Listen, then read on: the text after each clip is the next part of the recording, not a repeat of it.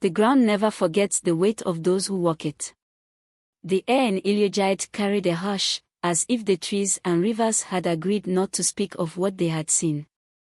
Eyes followed her, not out of admiration, but out of something colder, something sharper. They called her the girl with the eye patch, as if the cloth covering half her face held secrets too dangerous to uncover. They whispered that she had been cursed, that no one who looked beneath the fabric ever lived to tell the tale. But stories, like the wind, carry more than just words. Some truths are buried, some wounds never fade, and some destinies refuse to be ignored. She had spent years pretending not to hear them, ignoring the stares, swallowing the shame. But the past does not stay silent forever. And when the whispers turned to laughter, when cruelty pushed too far, something inside her shifted. The patch could no longer hold back what was awakening beneath it. And the moment they saw what lay beneath, nothing in Ilujide would ever be the same again. In the vibrant and bustling town of Ilujide, where the red earth met the golden sun and the air was filled with the scent of roasted maize and the distant echo of market women haggling over the price of fresh yams, there lived a girl named Nia. Unlike the other children who ran freely through the narrow paths, their laughter ringing out like the sweet melody of the evening flute, Nia was different, marked by a past she never spoke of, a past that had left her with a deep scar that stretched from her brow to her cheek, concealed beneath an ever-present black eye patch. It was a constant reminder of the accident that had changed her life, though few knew the true story of how she got it. The elders in Ilujide whispered, the children giggled behind cupped hands, and even the teachers at Iconal Primary School threw pitying glances her way, as if her presence was a shadow cast upon the bright morning sun. But if there was one thing Nia had learned from her father, Boba Oloren, a humble fisherman with hands hardened by years of pulling nets from the fierce waves of the Kosi River, it was that strength was not in how the world saw you, but in how you saw yourself. Every morning, as the cock's crow signaled the break of dawn, Nia would tie her school wrapper tightly around her waist, adjust her bag over her shoulders, and make her way through the dusty paths toward Iconal Primary School. She never lingered, never stopped to chat, for she knew that each step she took would bring more stares, more whispers, more cruel words. Look at her, a girl sneered one morning, her voice loud enough to carry through the assembly ground. She looks like a pirate. A group of boys chuckled, nudging one another. Maybe she's hiding treasure under that patch, another jeered. But it was the voice of Toby, the boy who stood taller than most and whose father owned the largest cocoa plantation in Ilujide, that rang the loudest. No, no, he said, smirking. She wears it because her face is too ugly for the rest of us to see. Laughter erupted, loud and sharp, slicing through the morning air like the sharp edge of a blade. Nia felt her fingers tighten around the strap of her bag, her heart pounding against her ribs like the rhythm of a talking drum. But she did not cry. She had cried enough nights beneath the thatched roof of her father's hut, had wept into the coarse fabric of her only pillow until her tears dried up like the river during Harmattan. She had long since learned that no matter how many times she wished for things to be different, the world would never grant her mercy. So, she did what she always did, she walked past them, her back straight, her face unreadable. But inside, a storm brewed. One fateful afternoon, when the sun hung high in the sky and the scent of akara being fried by roadside vendors filled the air, Nia found herself in the school cafeteria, holding a plate of steaming jollof rice, the one meal she had saved up for all week. She had waited for this moment, had counted her coins carefully to ensure she could afford the extra piece of dodo, but as she made her way to an empty seat, she failed to notice the hushed giggles around her, the way eyes flickered toward her tray. And then, just as she sat, a cold sensation spread beneath her. Gas filled the cafeteria as she jumped to her feet, the wetness of spilled water seeping through her uniform, clinging to her skin like an unwanted second layer. Laughter exploded like fireworks. Oh no! Toby's voice rang out mockingly. The girl with the patch has wet herself. The laughter was deafening, a wave of sound crashing over her, drowning her in shame. Nia's breath came fast, her fingers digging into the edge of the wooden table. The walls seemed to close in, the floor beneath her felt unsteady, but she would not cry. She could not. Instead, she lifted her chin, locked eyes with Toby, and, with a voice steadier than she felt, said, "I may be wet, but at least I am not drowning in arrogance like you." The laughter stopped. The cafeteria fell into stunned silence. Some students whispered among themselves, a few nodded in quiet admiration. But Toby's smirk faltered, his face darkening. He did not like that she had spoken back. No, he did not like it at all. What followed was worse than anything Nia had endured before. The next morning, the skies were grey, heavy with the promise of rain, and the ground was soft beneath her feet as she walked through the schoolyard. She had barely turned the corner when she saw them, Toby and his group of followers, their grins wolfish, their eyes gleaming with cruel intent. Going somewhere? Toby taunted, stepping forward. Nia knew better than to answer. She turned to walk the other way, but two boys blocked her path. Panic bubbled in her chest. She glanced down and saw it hit a puddle of thick, sticky mud directly behind her, dark as the night sky, deep as the shame they wanted her to feel. "Let's see if mud suits you better than that patch," Toby sneered. And then, before she could move, a hard shove sent her tumbling backward. The world blurred. The ground rose to meet her. And then, splat. Gasps. Then laughter. Roaring, relentless laughter. "Now your ugly face matches the ground." Toby howled, his friends echoing his cruel delight. Nia sat there, mud dripping from her hair, her uniform, her face.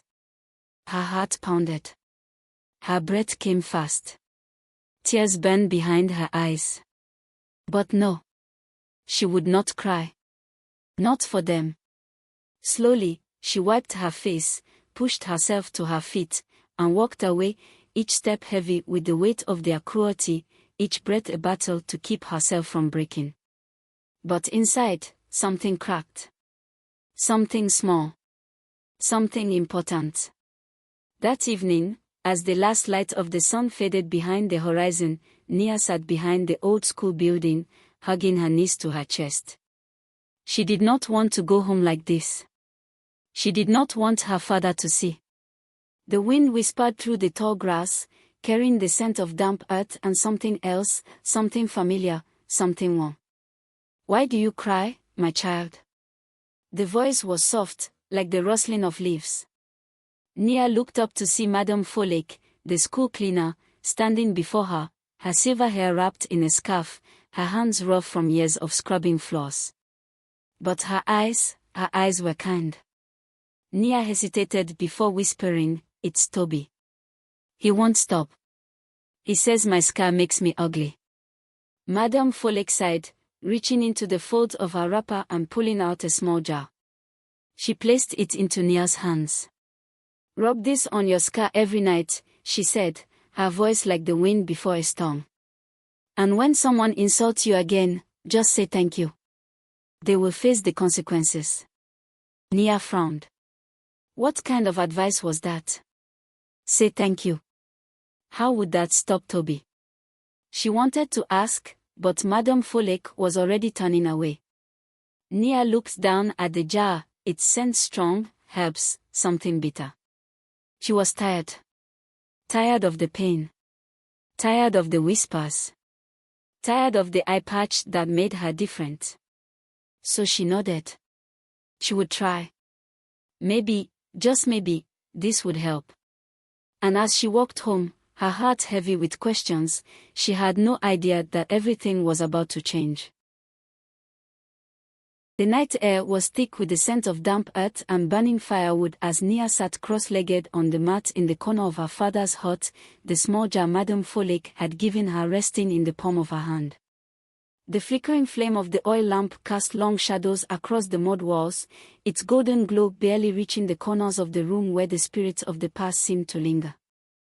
She hesitated before unscrewing the lid, the scent of aged herbs and something ancient filling her nostrils. Slowly, she dipped her fingers into the cool salve and traced it along the scar beneath her eye patch, its tingling sensation sending a shiver down her spine. Baba Oloran sat in the doorway, whittling away at a piece of driftwood with his small fishing knife, watching her in silence. "That woman," he finally said, his voice steady as the rhythm of the tides, "she knows things others do not." Nia looked up at him, her brows furrowing. "What do you mean, Baba?" He sighed, placing the carved wood beside him before turning his full attention to her. "Madame Folek is not just the school cleaner. She comes from a long line of healers.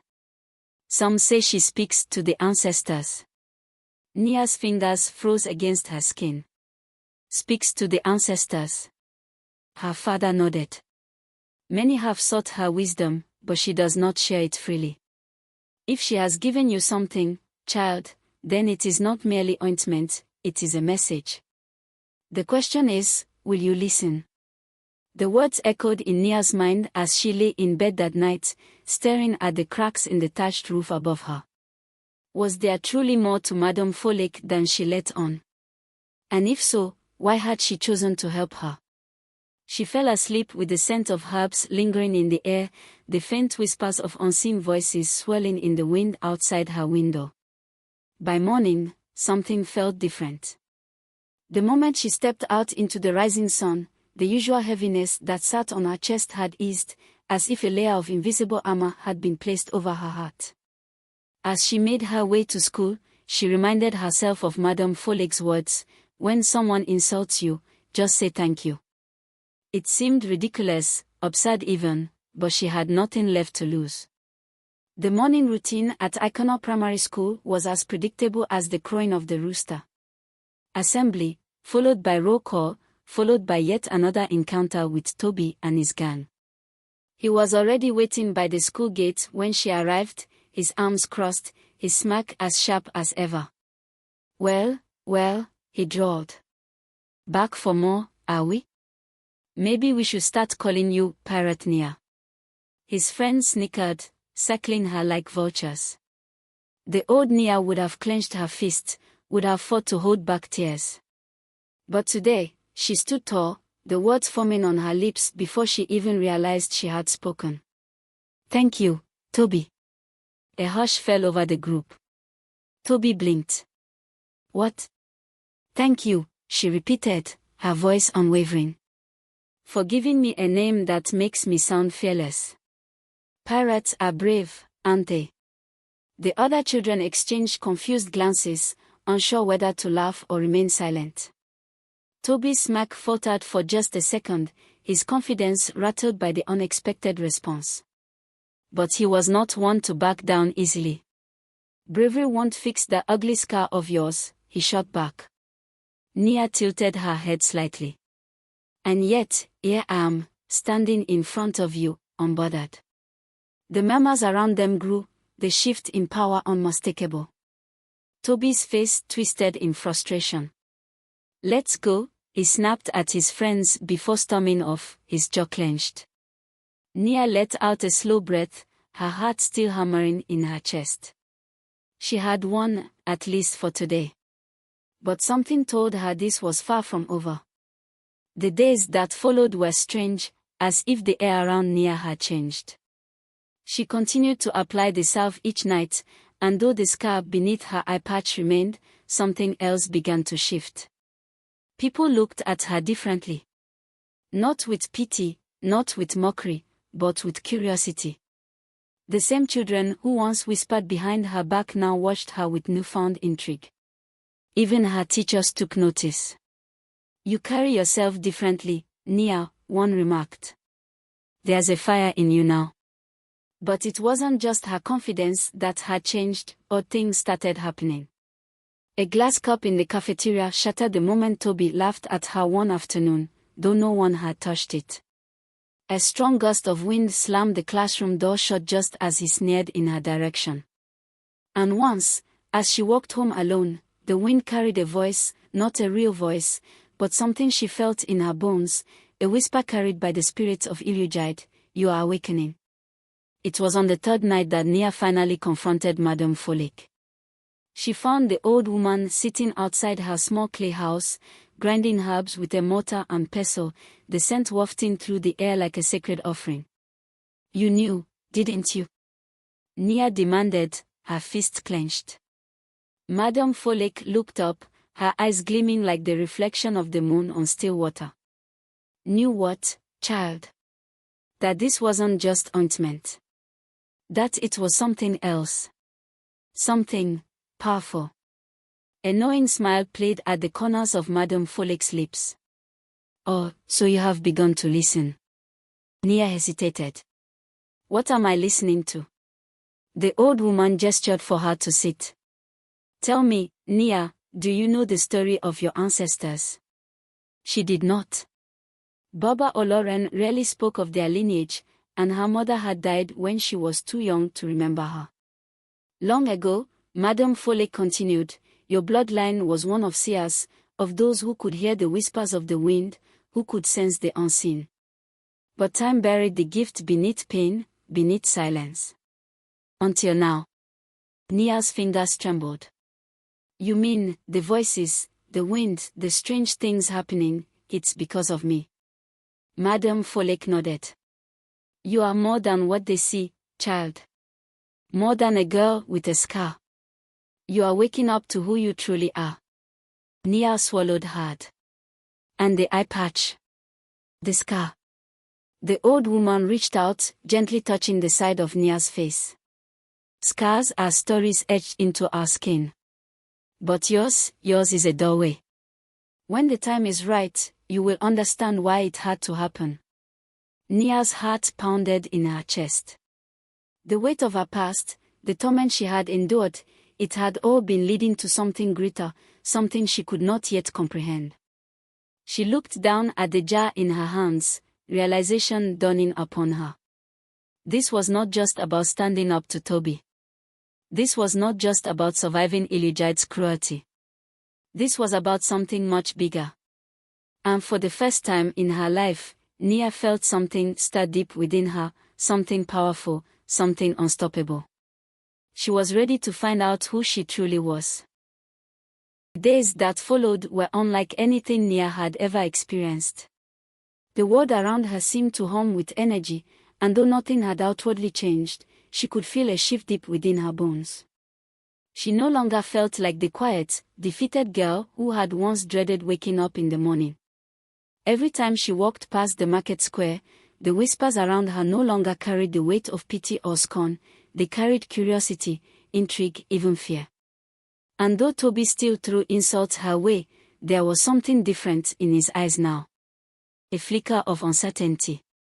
A hesitation that had never been there before. But Nia knew better than to lower her guard. Madame Folek's words echoed in her mind, filling the silent spaces of her thoughts. Your scar is a doorway. But a doorway to what? Each night, she continued applying the salve, feeling its coolness seep into her skin, feeling the strange energy it carried pulse beneath her fingertips. She had hoped that with time, the answers would reveal themselves, but instead, more questions arose. The shadows in her room flickered even when there was no wind. The rustling of trees outside her window sounded almost like voices, speaking in tongues she could not yet understand. And then there was the vision. It happened one night as she lay staring at the ceiling, the scent of herbs thick in the air. One moment, she was in her bed, and the next, she was standing in the middle of an open field, the sky a swirling mass of deep purples and gold. The land stretched endlessly before her, the grass swaying in an invisible breeze. But she was not alone. A figure stood a few feet away, their face obscured by a hooded cloak made of woven moonlight. Nia, the figure spoke, their voice both distant and near. The time is coming. The storm is rising. Nia's heart pounded. Who are you? She asked, but the figure only tilted their head, as if waiting for her to understand on her own. The past will find you, they said. You must be ready. And then, Just like that, she was back in her room, her breath coming in sharp gasps. She shot upright, clutching her chest as if to steady the erratic rhythm of her heart. The night air was still, save for the sound of the crickets outside. But she knew, whatever had just happened, it was real. It was a warning. The next morning, she sought out Madame Folek. The old woman was already waiting for her outside her hut, stirring a pot of steaming abo broth. "You saw something, didn't you?" she said without looking up. Nia hesitated before nodding. "A storm is coming. But I don't know what it means." Madame Folek sighed, setting her spoon down before fixing Nia with a gaze that seemed to pierce through her very soul. "It means you are running out of time, child. Whatever sleeps inside you is waking up. And those who would wish to stop you are watching." Nia shivered. "Who?" "That you must find out on your own. But be careful. Power, when it is feared, draws enemies from the shadows. And there are many who would rather you never learn the truth." For the first time since this all began, real fear crept into Nia's heart. Who was watching her? And what would happen when they finally decided to make their move? The days that followed were thick with unease, as if the very air around Ilujide had grown heavy with secrets too ancient to name. Nia could feel the shift deep within her bones, an awareness that she was no longer just an ordinary girl wearing an eye patch to hide a scar. She was something else. Something more. She moved through the village with cautious steps, her senses sharpened, catching fleeting movements in the corner of her vision that vanished the moment she turned her head. At school, Toby's taunts had become less frequent, though his eyes still held a dangerous glint, as though he sensed that his power over her was slipping away. Even her teachers, who had long dismissed her as nothing more than the quiet girl with the disfigurement, seemed to notice a change. "You carry yourself differently, Nia," one remarked. "As if you're expecting something." And in truth, she was. The vision of the hooded figure had not left her thoughts, their cryptic words lingering like an unfinished melody in the back of her mind. "The past will find you." But how? And when? It was Madame Folek who finally provided some clarity. Nia found herself once again at the old woman's hut, the scent of burning sage filling the air. The healer sat before a low wooden table, grinding dried leaves into a fine powder with slow, deliberate motions. "You are troubled," she said without looking up. Nia hesitated before sitting across from her. "I keep seeing things. Shadows where there should be none. And the wind, it whispers. It calls my name." Madame Folek nodded as if she had expected this. "You are nearing the time of revelation. The past does not simply find you, child, it calls for you. And if you do not answer, it will force its way in." Nia swallowed, her hands tightening into fists in her lap. "What does it want from me?" Madame Folek finally met her gaze, her eyes dark and knowing. "It wants you to remember. It wants you to see." That night, sleep was a distant thing. Nia lay awake, staring at the ceiling, her heart beat a restless drum against her ribs. The wind outside howled like a living thing, rattling the wooden shutters of her window. And then, just as she was drifting into uneasy slumber, the vision came. She stood in the same endless field, the sky above her swirling in unnatural colors. But this time, the hooded figure was closer. "Who are you?" she demanded, her voice steadier than before. The figure lifted their hand, and the air around them shimmered like rippling water. Slowly, they pulled back their hood, and Nia gasped. It was a woman, her face eerily familiar, though time had softened the details in Nia's memory. But the scar that ran from her brow to her cheek was unmistakable. It was the same as Nia's. "You know me," the woman said. "You have always known me." Nia's throat tightened. "You're my mother." The woman's lips curved into a sad smile. "Yes. And no. I am what remains of her. I am her memory, her warning, and her gift to you. Nia felt her knees weaken.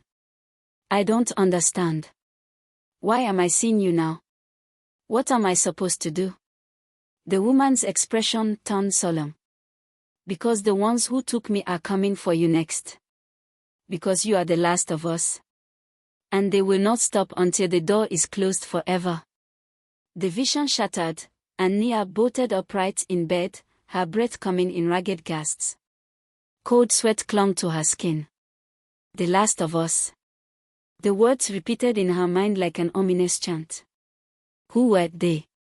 And what did they want from her? She knew one thing: she could not face this alone. She needed answers, and only one person could give them to her. At first light, she was knocking on Madame Folek's door, urgency in every breath she took. The old woman opened the door as if she had been expecting her.